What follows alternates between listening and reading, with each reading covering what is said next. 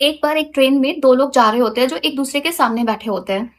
उसमें गौर करने वाली बात ये है कि जो एक तरफ बैठे होते हैं एक बुजुर्ग आदमी होते हैं और उनके हाथ में एक गोल्डन कलर की घड़ी होती है और दूसरी तरफ एक यंग बंदा बैठा होता है जिसके हाथ में घड़ी नहीं होती है। तो जो यंग बंदा है उसको टाइम जानना था क्योंकि वो अपने कॉलेज जा रहा था।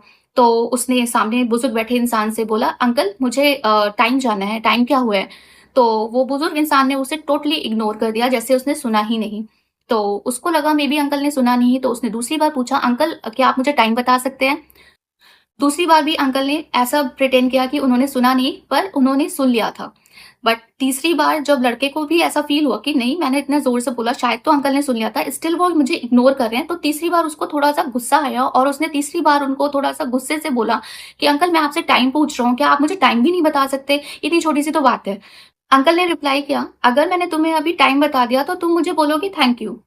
फिर मुझसे पूछोगे कि मैं कहाँ रहता हूँ, मैं बोलूँगा मुंबई, तुम हो सकता है तुम भी मुंबई से निकलो। फिर तुम मुझसे पूछोगे मुंबई में कहाँ से? क्या पता तुम भी मुंबई के उसी इलाके से बिलॉन्ग करते हो और हमारी कोई जान-पहचान निकल आए। उस जान-पहचान की वजह से तुम मेरे घर खाना खाने आ सकते हो और मेरे घर में तुम्हारी उम्र की मेरी बेटी है। क्या पता मेरे साथ-साथ तुम्हारी दोस्ती उससे भी हो जाए और कुछ टाइम के बाद दोस्ती क्या पता इतनी ज़्यादा हो जाए कि तुम दोनों एक-दूसरे से शादी करने के लिए तैयार हो जाओ। तो मैं ऐसे इंसान से बिल्कुल भी अपनी बेटी की शादी नहीं करना चाहता जिसके हाथ में घड़ी ना हो।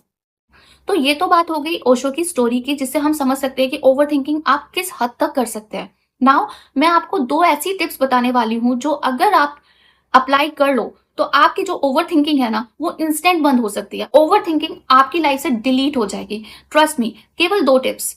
तो टिप नंबर 1, टिप नंबर 1 है ऑलवेज लिव इन प्रेजेंट। क्योंकि अगर आप ओवरथिंकिंग की बात करते हो ना, तो ओवरथिंकिंग या तो हम past traumas, past failures, past किसी बात से परेशान होके हम उन चीज़ों को डिस्कस कर करके ओवरथिंकिंग करते हैं कि उस दिन ऐसा हो गया था, वैसा हो गया था, हमने तो ऐसा कर लिया। उन चीज़ों को सोच के अपनी पास्ट ट्रॉमास, फेलियर्स, अपनी पास्ट जो भी बैड एक्सपीरियंसेस हैं, आप उनको ही सोच रहे होते हो।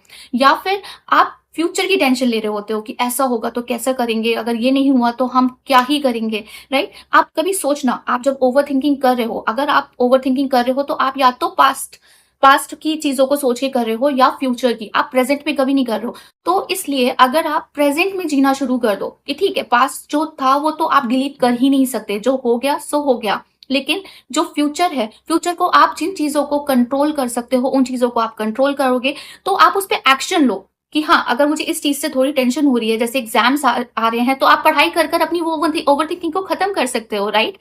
तो अगर कोई बिज़नेस है, कोई आपके ऑफ़िस का कोई टारगेट है, कोई अचीव टारगेट करना है आपको, तो आप डबल काम करके उसको अचीव कर सकते हो, राइट? आप एक्शन ले सकते हो, अपनी ओवरथिंकिंग को बंद कर सकते हो कि अगर ऐसा हुआ तो कैसा हो जाएगा, तो आप प्रेज़ेंट में उसमें एक्शन लेके फ्यूचर में आने वाली चीज़ को खत्म कर सकते हो। बट जो चीज़ें आपके हाथ में ही नहीं है और जो फ्यूचर की चीज़ें हैं, आपको उन्हें सोचना बंद करना पड़ेगा। तो प्रेज़ेंट में जियो, प्रेज़ेंट की थिंकिंग रखो कि आज में जीने में अगर आप प्रेज़ेंट में जीते हो, तो आपकी आधी ओवरथिंकिंग तो यहीं खत्म हो जाएगी एंड आधी सेकंड पॉइंट से खत्म हो जाएगी। एंड सेकंड पॉइंट क्या है? सेकंड पॉइंट है बी बिज़ी। इतने ज़्यादा बिज़ी हो जाओ अपनी लाइफ में कि ओवरथिंकिंग करने का टाइम भी ना मिले। बस सुबह उठे, अपने काम किए, अपनी चीज़ों पे अपने अपने आप पे फ़ोकस किया, अपने जो भी आपको काम करने हैं पूरे दिन में आपने वो किए, लाइफ को एन्जॉय किया, सब किया। बट आपको खाली बैठ के ओवरथिंकिंग करने का टाइम ना मिले, उतना बफर आप मत छोड़िए, ठीक है? तो आप अपने आप को जितना बिज़ी और डिस्ट्रैक्टेड डिस्ट्रैक्टेड अब ये नहीं कि कुछ भी गलत चीज़ों में आप लगे पड़े हो, जिसमें जो नॉन प्रोडक्टिव चीज़ें हैं मेरे आप वो चीज़ें भी नहीं। प्रोडक्टिव चीज़ों में अपने आप को बिज़ी रखो एंड उस ओवरथिंकिंग से दूर रहो। तो अगर आप अपने आप को प्रेज़ेंट में रखते हो, प्रेज़ेंट की सोच रखते हो, प्रेज़ेंट में जीते हो और अपनी चीज़ों में बिज़ी रहते हो, अपनी लाइफ़ में कुछ ना कुछ करते रहते हो, बिज़ी रहते हो, आपको ओवरथिंकिंग करने का टाइम ही नहीं मिलेगा। जब आपको टाइम ही नहीं मिलेगा तो आपको ओवरथिंकिंग होगी ही नहीं, राइट? तो ये सिंपल से 2 टिप्स हैं, अगर आप ये फॉलो कर लोगे, आपकी ओवरथिंकिंग इंस्टेंट डिलीट हो जाएगी आपकी लाइफ़ से। तो आप ट्राई करना एंड मिलते हैं नेक्स्ट वीडियो में। Bye bye, take care.